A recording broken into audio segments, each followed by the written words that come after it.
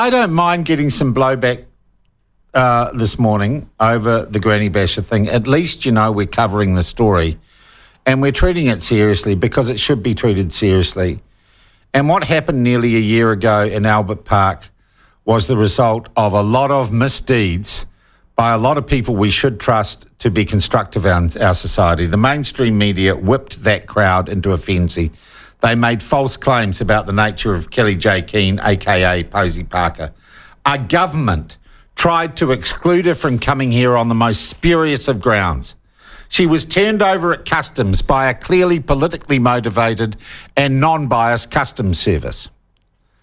And police basically conspired to make her visit here so uncomfortable that they put her on a plane and packed her home.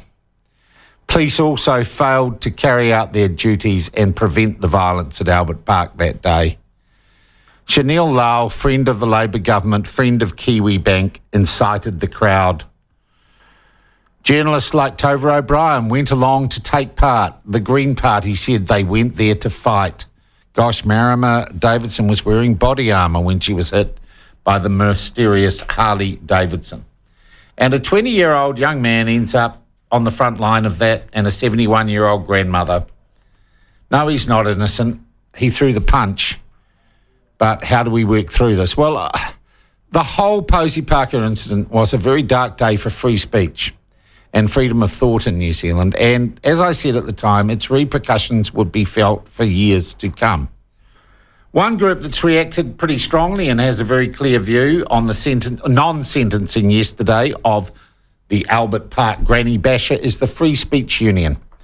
And Jonathan Ayling from the Free Speech Union joins us now. Jonathan, good morning. Nice to have you back with us. Good morning, Sean. All right. Firstly, look, I just wonder if you want to comment on the remarkable tweet from the Deputy Prime Minister. He says, of course, the Cabinet Manual says I can't comment on decisions judges have made, essentially paraphrased, no matter how batshit crazy those decisions are, which I think is riding the line. What is the Free Speech Union's view on the non-sentencing yesterday? Look, Sean, I think we are continuing to approach a very concerning line where everyday Kiwis start to go, well, what the hell have the police ever done for me? And where we see what appears in a good faith interpretation to just be political referencing on issues that need strong positions, I think we'll continue to see the breakdown in trust in institutions. And we've been talking a lot about that recently over the past couple of days, especially with the announcement around NewsHub of a decline in trust in our society, a decline in trust for our media, a decline in trust. Well, NewsHub were in particular involved in the whipping up of the atmosphere of fear and hatred that happened at Albert Park, weren't they? There's no arguing against that. There are many different perspectives of what happened at Albert Park. They should all be given their time. But what is certainly clear is that when NewsHub goes and Kelly J. Keane Minshall playing with her sweater zipper is interpreted as a far-right extremist signal, but you can see it's not, so they blur out her hand so you can't actually see it's not, and then they can interpret it as that. That is disinformation. That is the essence of it. And we're not saying there should be laws against that. We're not saying they should be criminalised. Well, there are laws against that, but they're enforced by woke institutions like the Broadcasting Standards Authority and the Media Council. It all adds up to a lot of Kiwis. And for us, 72 hours after that Albert Park affair, almost a year ago, we had over 20,000 signatures saying that the police had failed to do their jobs, and there's a culmination of issues there. You had a run at them earlier. The role of the media. The government actually didn't try to keep her out. Michael Woods at that time. They did try, and they decided they couldn't legally, but they looked for every avenue, Jonathan. And they turned her over at customs when she turned up. And that's right. And then bureaucrats and those that are supposed to be public servants decided to stick their oar in. And I think it all amounted to quite a shameful failure for us to be able to have a mature conversation on a really important issue. And this, Sean, adds salt into a very raw wound for tens of thousands of Kiwis who were very invested in ensuring that while there had been no justice on that day and police had failed, perhaps maybe we dare hope that they had learned something and that justice would occur in this case. And it objectively hasn't. What we see here are the police failing to oppose name suppression being named or being brought for this defendant. But they did oppose his discharge without conviction. Yep, and the judge effectively said, look, you're a young man with your life ahead of you. Why should we stand in your way?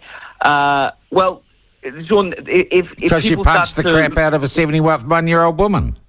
If people start to lose faith in the justice system, my great concern is that they'll start to say, well, we need to take justice into our own hands. And if we cannot have confidence that the basic set of values that we stand behind, not least of all those that ensure that we have the right to participate freely in our society through things like free speech, then things are going to probably turn quite bad quite quickly. And the most basic right, putting aside, we're not a criminal justice organisation, putting aside the sentencing question, the most basic right for an individual who didn't provide a defence, didn't pled guilty, for that victim to not be able to name her assailant is just condemnable. It's outrageous. This is a scandal, and that's why yesterday we said we have to do something about that. Okay, so what are you going to do? What is the Free Speech Union going to do? Well, we will. We're saying we will be appealing the decision. Technically, we don't have standing in the case. We don't have a seat at that table per se. But all who does? Media. Who on earth does? So media do, and the prosecution do. So do I? And no, that's an interesting thing, Sean. You don't have it because you're not part of the Media Council or under the Broadcasting Standards Authority. Well, I can't be under the Broadcasting Standards Authority because I'm not a broadcaster. And I can't be a member of the Media Council because it's a voluntary private organisation and they haven't invited me. Well, it all adds up to you not being considered a reputable enough journalistic outlet in order to have standing or interest in cases like this. I would suggest that the hundreds of thousands of listeners that you have, many of whom I think are particularly invested in this case, would disagree. It all continues to compound the case that we've got some basic sets of rules that we all try and live by, and once we start seeing them only applying to some and not to others, well, that's hypocrisy, and it actually bugs the heck out of most people.